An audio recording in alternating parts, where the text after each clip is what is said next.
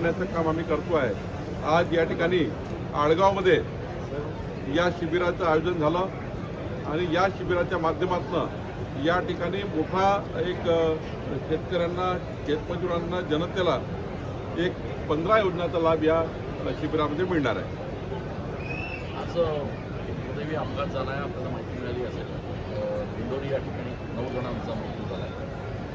6 मुलं आहेत त्या ठिकाणी आणि 3 वयस्क म्हणजे 3 अजून पुरुष आहेत, महिला आहेत। मला असं वाटतं फारच दुःखदायक हा अपघात आहे।